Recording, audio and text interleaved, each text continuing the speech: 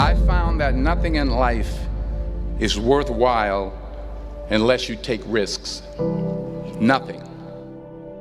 Nelson Mandela said, "There is no passion to be found playing small and settling for a life that's less than the one you're capable of living."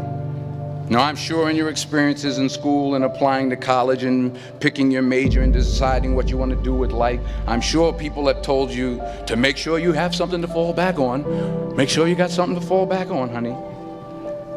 But I never understood that concept, having something to fall back on. If I'm going to fall, I don't want to fall back on anything. I want to fall forward. I figure at least this way I'll see what I'm going to hit. Without consistency, you'll never finish. So do what you feel passionate about. Take chances. Don't be afraid to fail. There's an old IQ test, was 9 dots, and you had to draw 5 lines with a pencil within these 9 dots without lifting the pencil. The only way to do it was to go outside the box. Don't be afraid to think outside the box. Don't be afraid to fail big, to dream big. But remember, dreams without goals are just dreams. Reggie Jackson struck out 2,600 times in his career, the most in the history of baseball. But you don't hear about the strikeouts. People remember the home runs. Fall forward. Thomas Edison conducted 1,000 failed experiments. Did you know that? I didn't know that. Because the 1,001st was the light bulb. Fall forward. Every failed experiment is one step closer to success. You've got to take risks, and I'm sure you've probably heard that before, but I want to talk to you about why that's so important. You will fail at some point in your life. Accept it. You will lose. You will embarrass yourself. You will suck at something. There's no doubt about it. And I know that's probably not a traditional message for a graduation ceremony, but hey, I'm telling you, embrace it, because it's inevitable.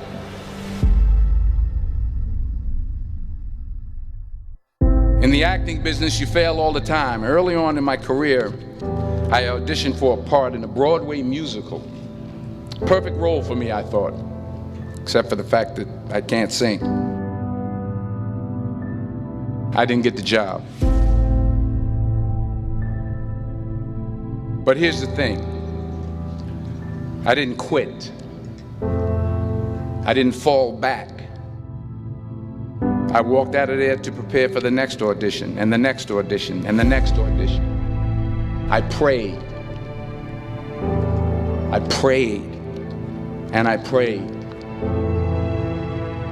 But I continued to fail and fail and fail. But it didn't matter, because you know what?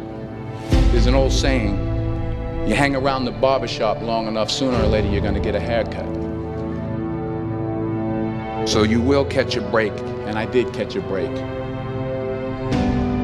Last year, I did a play called Fences on Broadway. But here's the kicker. It was at the Court Theater. It was at the same theater that I failed that first audition 30 years prior. The point is, every graduate here today has the training and the talent to succeed. But do you have the guts to fail? If you don't fail, you're not even trying. I'll say it again. If you don't fail, you're not even trying. To get something you never had, you have to do something you never did. So imagine you're on your deathbed, and standing around your deathbed are the ghosts representing your unfulfilled potential. The ghost of the ideas you never acted on. The ghost of the talents you didn't use. And they're standing around your bed, angry, disappointed, and upset. They say we came to you because you could have brought us to life, they say. And now we have to go to the grave together. So I ask you today, how many ghosts are going to be around your bed when your time comes?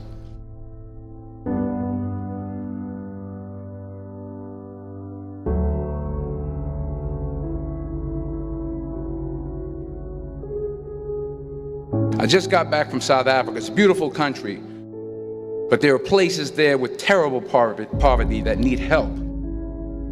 And Africa is just the tip of the iceberg. The Middle East needs your help. Japan needs your help. Alabama needs your help. Tennessee needs your help. Louisiana needs your help. Philadelphia needs your help. The world needs a lot, and we need it from you.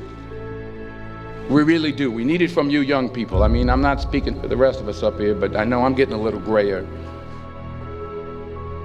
We need it from you, the young people, because remember this. You got to get out there. You got to give it everything you got, whether it's your time, your talent, your prayers, or your treasures. What are you going to do with what you have? I'm not talking about how much you have.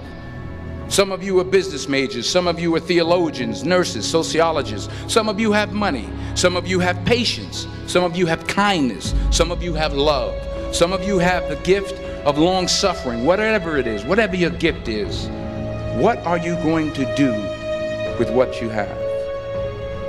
All right, now here's my last point about failure. Sometimes it's the best way to figure out where you're going. Your life will never be a straight path. I began at Fordham University as a pre-med student. I took a course called cardiac morphogenesis. I couldn't read it, I couldn't say it, I sure couldn't pass it. So then I decided to go into pre-law, then journalism. And with no academic focus, my grades took off in their own direction. I was a 1.8 GPA. And the university very politely suggested that it might be better to take some time off. I was 20 years old. I was at my lowest point. And then one day, and I remember the exact day, March 27th, 1975, I was helping my mother in her beauty shop. My mother owned a beauty shop up in Mount Vernon. And there was this older woman who was considered one of the elders in the town. And I didn't know her personally, but I was looking in the mirror, and every time I looked at the mirror, I could see her behind me, and she was staring at me. She just kept looking at me. Every time I looked at her, she kept giving me these strange looks. So she finally took the dryer off her head and she said something I'll never forget. She said, "Young boy, I have a prophecy, a spiritual prophecy." She said, "You are going to travel the world and speak to millions of people." And in the years that followed, just as that woman prophesied, I have traveled the world and I have spoken to millions of people through my movies. Millions who up till this day couldn't see me, who up till this day I couldn't see while I was talking to them, and they couldn't see me, they could only see the movie. They couldn't see the real me. But I see you today, and I'm encouraged by what I see. And I'm strengthened by what I see. Because taking risk is not just about going for a job. It's also about knowing what you know and what you don't know. It's about being open to people and to ideas. Sometimes you gotta take a break from just about everything, disappear, come back, and shock the world. I'm talking to that athlete. I'm talking to that administrator. I'm talking to that nurse, that doctor. I'm talking to that student. I'm talking to that communicator. I'm talking to that pioneer, that inventor. I'm talking to that entrepreneur. I'm talking to that preacher. I'm talking to that person who refuses to stay where they are. I'm talking to that person that doesn't have a problem laying in obscurity, because you know that when you come out of the dark room, all eyes on you. We live in a culture of busyness, distraction, and noise. And sometimes the only way something's going to change is if we disappear. Sometimes you gotta delete the app. Sometimes you have to walk away. Sometimes you have to fall back into the dark room and focus on you. Everybody wants destiny. Everybody wants manifestation. Everybody wants fulfillment. Everybody wants the next level in the relationship and a higher